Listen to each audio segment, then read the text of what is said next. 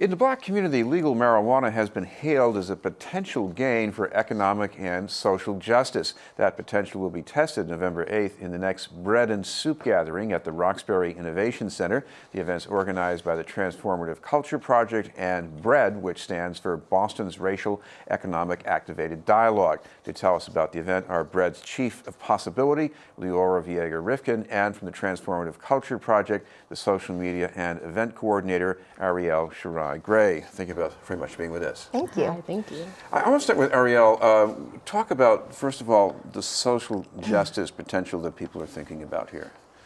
I think the main thing that activists were worried about when marijuana did become legal was the potential for the plant to give back to the communities that were the most affected by the war on drugs. So in Boston, those communities are Roxbury, Dorchester, Mattapan, Hyde Park, and predominantly people of color also affected by the war on drugs. So we were thinking, how is it possible for the legalization of this plant to transform itself into economic prosperity for those who are really affected? And that's kind of the social justice aspect, is making sure that not only access to the plant is accessible, but also that access to making money off of the plant is equitable and accessible. And I think another concern here is that there were some people who were doing this illegally before, and at least in some cases, you don't want to close off all opportunity for them altogether with legal marijuana, right? For who? The people selling? For some of the people who might have had, maybe some years ago, they might have had some violations around that. Oh, violations, yeah. So actually that was worked recently into the bill surrounding marijuana. There was a bill that was going to be passed, but that would prevent people who had prior convictions from participating in the industry. Now that's scrapped, luckily. So people who have been to jail for possession of marijuana can now actually participate in the plant now that it's legal. Leora, what about the potential? I mean, I know there are places where you have to grow marijuana and places where you have to sell it, but between that, one and the other, I mean, what's the potential here for people to get in on this? I think there's a lot of opportunity from not even having to touch the plant in a lot of ways. And Arielle, would definitely defer to her on that. But I know that from edibles to tech jobs to apps, to delivery services, to construction, to build these new businesses or to build growing systems. There is such a huge potential for job creation here that I don't think Massachusetts is quite seeing yet. And we see it, and that's part of the reason why we really want to support these entrepreneurs who are really trying to take this plant and do something with it. Well, what about some of the innovative ideas that people are going to hear about at this event? We have 4 really great ideas. Do you want to present 2 and I'll present 2? Okay, so one of them is a sugar and salt product. So for people who have who need low dosage of the product, even in a medical manner, can access that.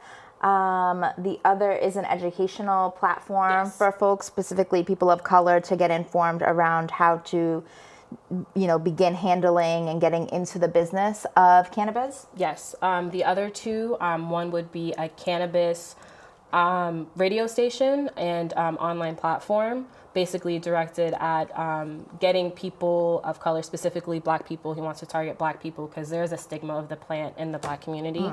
Getting Black people knowledgeable about the plant and how they can get on the business side of it. And then the other idea is a cannabis extract company. And it would be basically a manufacturing company as well for cannabis. This is BNN News. We're talking with Leora Viega Rifkin from BREAD and Arielle Sharai from Transformative Culture Project. Leora, the bread and soup here, there is going to be some soup, right? So we decided that people weren't as big of fans of soup as they are of pizza and wings. So we're going to be switching it up a little bit in terms of the food. But the idea is just coming together over a meal, and breaking bread and making bread is always what we're focusing on. So there will be food, but maybe not soup at this moment. What was the origin of the bread part to begin with here? So the origin of bread and soup originally came out of Detroit. Detroit has successfully started a soup initiative, which is the same concept. It's a community crowdfunding dinner. So what happens is folks will come to the door, pay $10 for a meal and a vote. Which is one of the most important pieces of this. Then we have our 4 pitches, and they'll pitch for 4 minutes each, and we'll take 4 audience questions, and then everybody who paid gets to partake in the democracy of voting, who gets 100% of the proceeds that were raised at the door. We'll go to that idea. Well, what you get for that money is you help determine the kind of opportunities there will be in the community. Absolutely. But if these things are profitable down the line, do you get any of that back? Well, I think we're hoping at least that these businesses will continue to generate income for the community, and also be, maybe donate to future bread and soup so that we have a larger pot to distribute.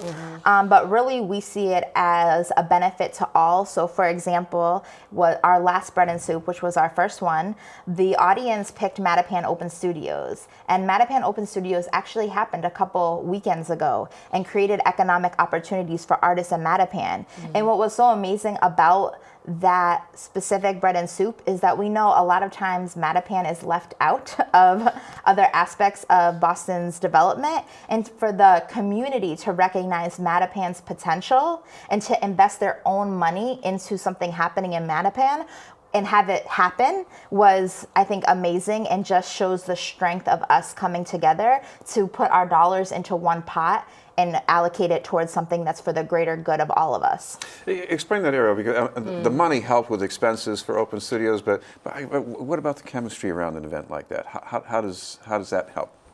Chemistry. In other words, you get people talking about it, and they feel invested in it.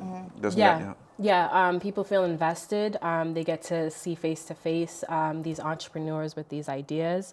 So they're really seeing the physical representation of what their money is going to. Even though it is only $10, every bit helps. So as Leora was saying, the more people that we can get out to come to the event, the bigger the pot is, and the more we can give back to these entrepreneurs. But I think it's just forming a sustainable ecosystem of small business owners and entrepreneurs in Boston, and having them meet each other and build these relationships that they may not have built otherwise, or in a different environment. I think that's the true takeaway too, at the end of the day. Yes. Just to add on to that, I think the way that our country is going is really supporting local. Like in the last couple of years, supporting local businesses has become a huge push, right? So these are really getting to know local businesses, and that you'll be able to potentially partake if you want in their services. And I also think that there's a piece around self-efficacy and inspiration. So being able to see people who look like you with these ideas, acting upon these ideas, and then the community actually investing and putting their own money towards it to make it happen increases our sense of autonomy and control. And it's just an inspiring event.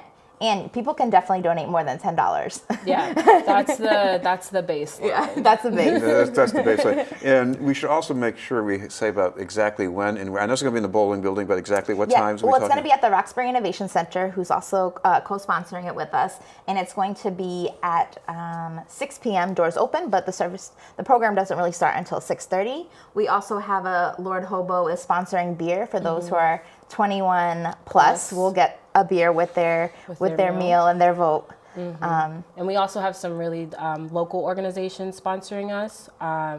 We've got one of our alum, Kickback Boston, Homegrown Boston, which is a really great cannabis event series. And then we've got the Massachusetts Recreational Consumer Council, which is one of the main activist organizations surrounding cannabis in Massachusetts. They're really awesome. And they'll also be supporting us at this event. We're really excited. Great, thank you both very much. Leora, Viega, Rifkin, and Arielle Sharai Gray.